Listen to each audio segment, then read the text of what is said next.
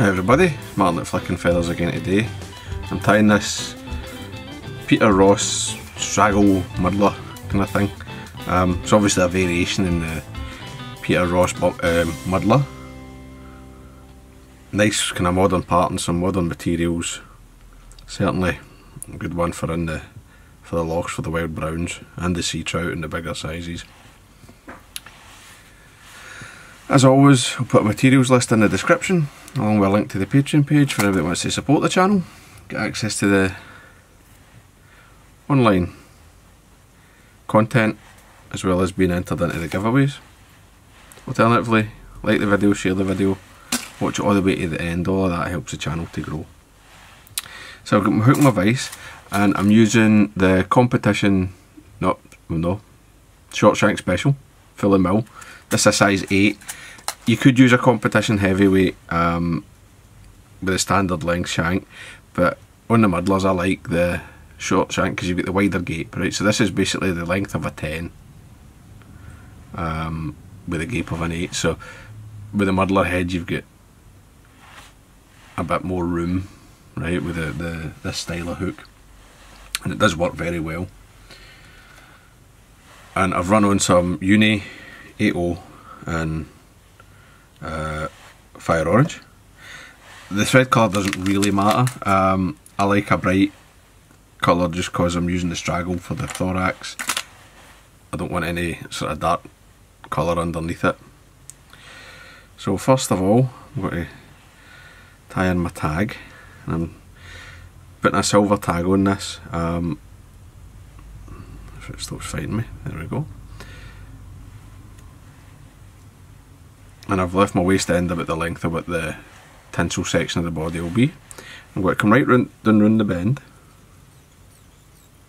I like quite a good tag in this. And back up. I've just got a wee tiny amount of super glue on this just to help stick it. And then I'm going to just come up as I go, and I mean, if you want it you could use just plain silver. I'm using the holographic, I like the look of it. Come up, catch that off,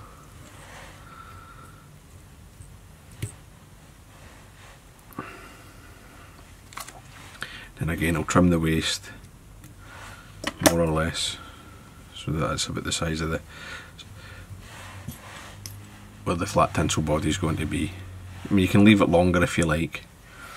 So the tail, I like a relatively long tail in a muddler. So first thing I'm going to do is I'm going to take a few bits of teal. Right, I've managed to get a hold of some better teal than I had in the last video I did. I don't want too much. Say half a dozen, 8 fibres, something like that. Length, let us say, I like a long hackle on a muddler. Sorry, a long tail on a muddler. I would say, I mean, you can go a hook length if you like, right, or a shank or whatever, a shank and a half. So we'll get that in, and then I'm going to get some golden pheasant tippets, which I've misplaced. Just got another one off the neck. I'm going to be long running through these.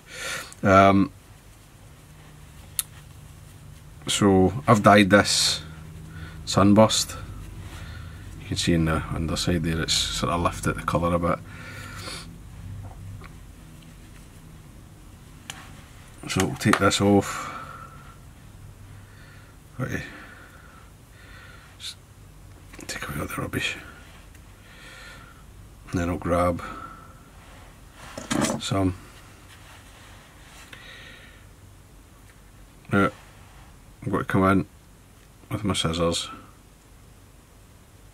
poke it through, cut,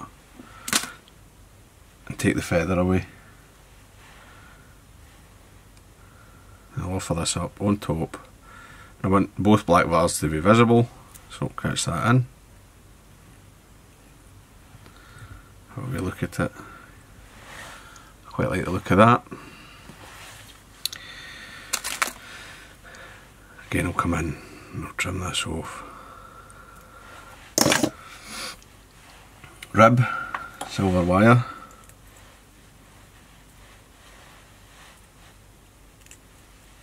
I like to take off enough for 2 or 3 flies at a time.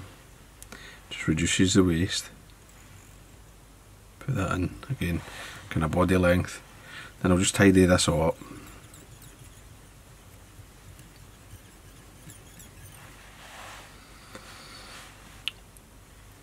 And I'll come back to my silver holographic.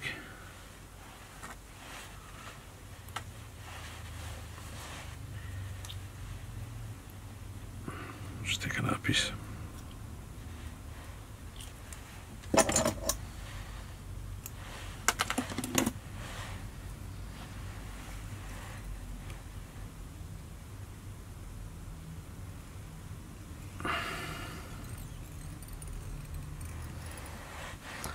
Right,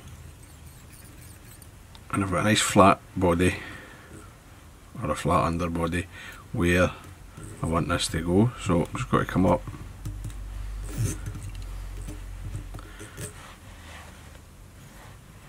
taking that on, come across my thread and tie that off, trim away the waste. Now, I've been using this for the thorax. I think it looks really good actually. The streamer straggle in UV red. I don't know that it's actually the UV makes much difference, to be honest, but I do like that sort of purple flash that's in it that you get off it, or the violet flash I suppose you would say. So I'm going to tie this in. Now this is the big size. It's a wee bit too long for what I want, but the small's a bit too short, so I take this and I cut it. So I'm going to just get this on, and nice tight turns, one turn in front of the other.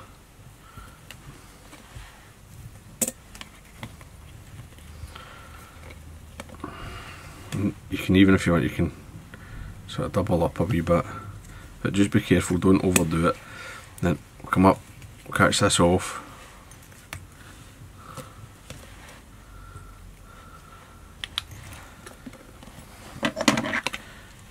And I'm going to cut that waste piece in close. And then I'm just going to tidy this up, make sure that's well tied in, nice and secure. And then I'll just, what's your tail? Drag all of these bits of straggle up and I just sort of cut them. So the length, I don't want them coming back beyond the back of the body really. Right, because then it sort of obscures the silver and there's no any point in having the silver there. So I've got something like this. Right, and this really catches the light. So you've got a choice. I like these sort of 2 ways. I've got this one, sort of, it's a bit sparser. There's no body hackle, and it's got a slightly smaller head, right, for maybe not as big a wave. Or you can tie them like the one that I had in the vise. This one's palmered, and a slightly bigger head. I'll do the palmered one to show you, because basically the other one, all you do is miss this step. I might make a short of that. So we've got a badger hackle. Just using a Chinese with cheapo, and it can be fairly long in the fibre. That'll do. I mean, this is not a high quality cape at all. Right, this is your basic Chinese. You know, you can be too. It's easy to get drawn into buying high-end saddles and all that for your wet flies, but actually, I mean, some of the cock hackles are actually too good nowadays. genetic hens maybe, but if I could see my hackle pliers I would use them. I've been reorganising my desk and I don't know where it is. So just wind this by hand, take a turn at the front, I'm going to come down the body, just sort of, I'm just going to try to sort of lift the straggle up as I go.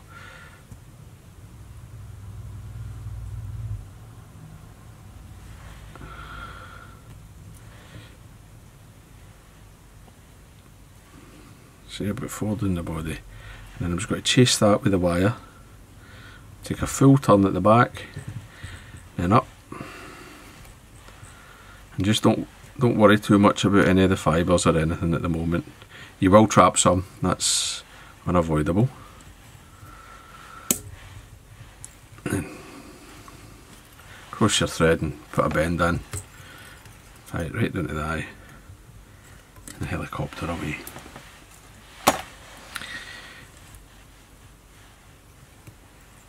I'm just going to tidy up again. Just come back. Now before I trim the waste piece of the hackle, I'm actually going to take my Velcro and sort of put it and try to free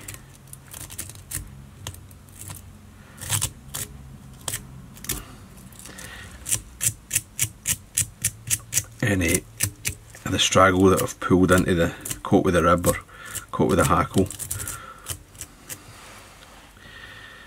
Bring that back out, and you can see there it's right nice into the hackle, and then you come back and you get the silver. And because I put the long tag in as well, you know, that silver's sort of accentuate it. The next hackle is some teal. Right, this is like keeping with the Peter Ross theme. Rather than sticking a wing in it, I'll use a wound teal hackle. Still gives you that sort of, you get the bar in and the contrast, but I think it looks really nice tied in the round. So I've got my wee hackle, tie this in by the tip.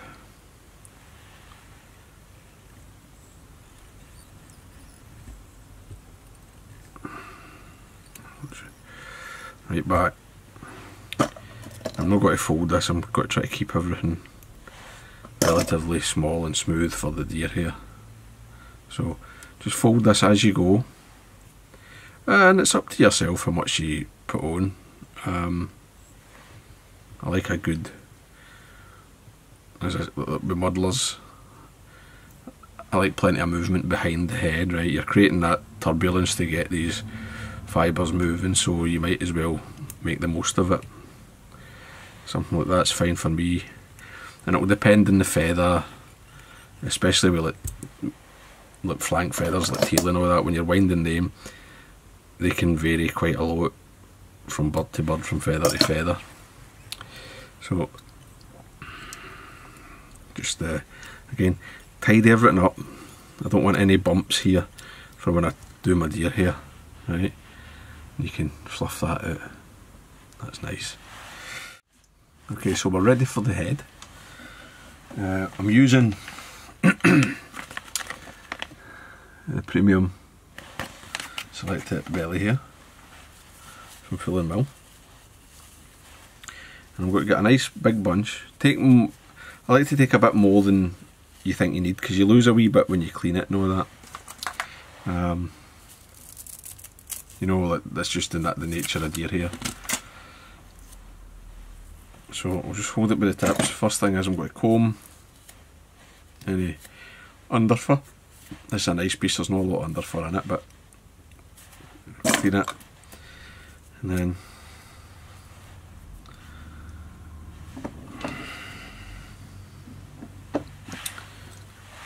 I'll put it in my stacker. Just check it, it's broken here, then we'll just take that away just now, save me doing it later. And then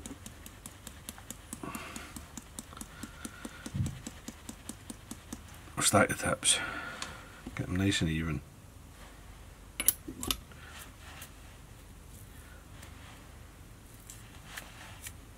Again, might need to clean a wee bit. A long weird hair. This is maybe a wee bit too much, so what I do, I'll take that away. I'll not waste it, I'll just stick it in the stacker for the next fly. You can just stick the next bunch of deer hair in and it'll all stack together. That's better. So the head, the collar, I want it to be a wee bit shorter than the teal, obviously. Otherwise you'll no hardly see the teal. So got to come in. If I set it here, it will draw in slightly when I spin the head, so I'll make it about half the length of the tail at the moment. Then when I spin it, so it's into the third turn, spin it, let it come round. If it doesn't go, if it fights you a wee bit, just make it do what you tell it to. You know, just force it around.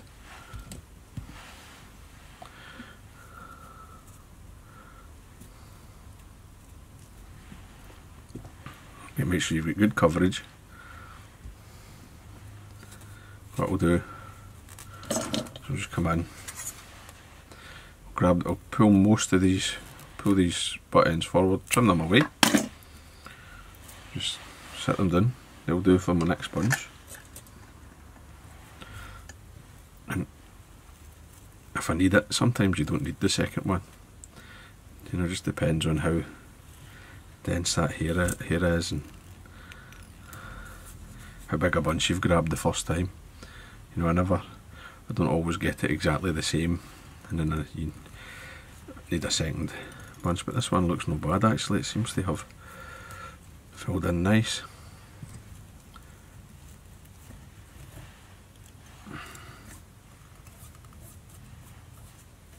So I'll just come to the front.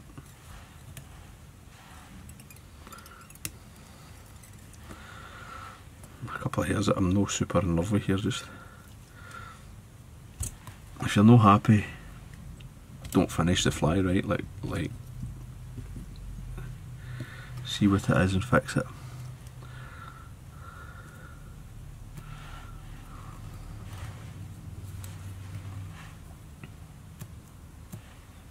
I just dropped a couple of hairs, that's all it was. So just draw this back, get the thread in front,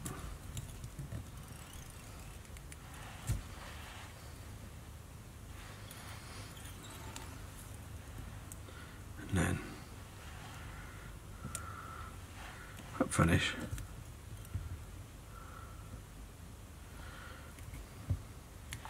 There we go, I got away with that in a single bunch, that was fine.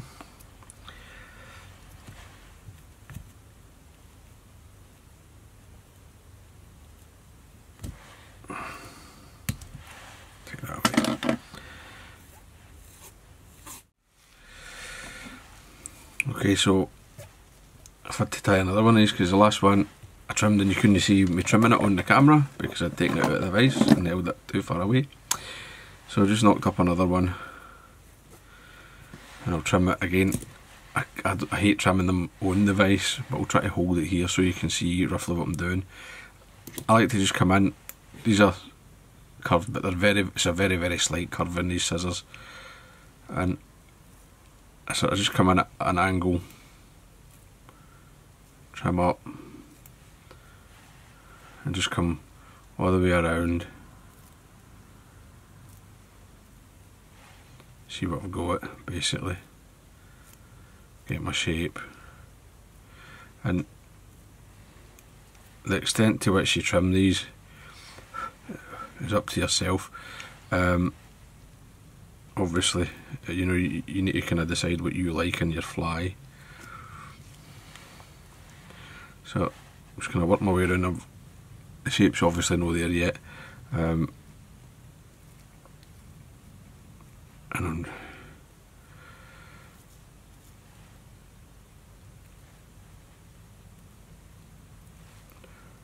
what I don't want is one side to be wider than the other, and I actually quite like sometimes to trim it from behind, doing it at an angle towards the eye. And the head shape is kind of up to yourself really. Just kind of looking at it. Head density as well, right? You can put a lot of hair on. You can, as I said, like if you want a sparse muddler, as I said earlier, you know, you can make the head be relatively few fibres.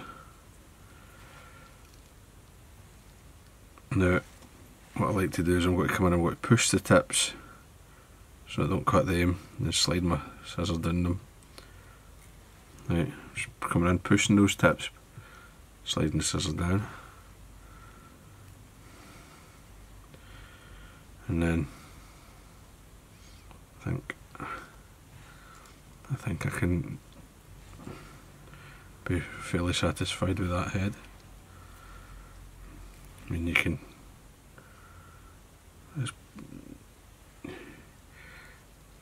trim a muddler for $100 a year. You know, you can trim them away to nothing, which obviously you don't want to do.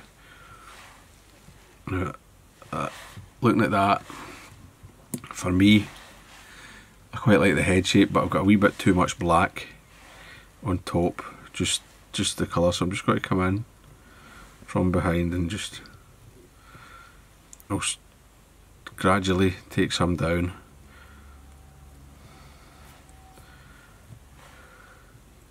You know, I don't want the black to overpower the rest of the dress, and I want that straggle to be visible.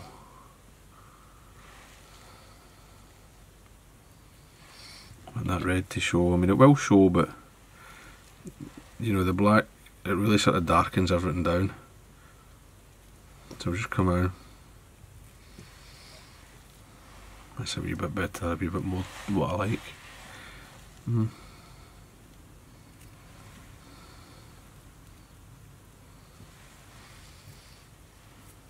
That's not bad, and I like that, and hopefully I hope I got that a bit better and you could see what was the trimming. But as I say, I wouldn't trim it in the vise. I normally would tie, if I wasn't going to do the video and trim it in the vise, I'd tie up like the half dozen or whatever and then trim them all together. So there you go.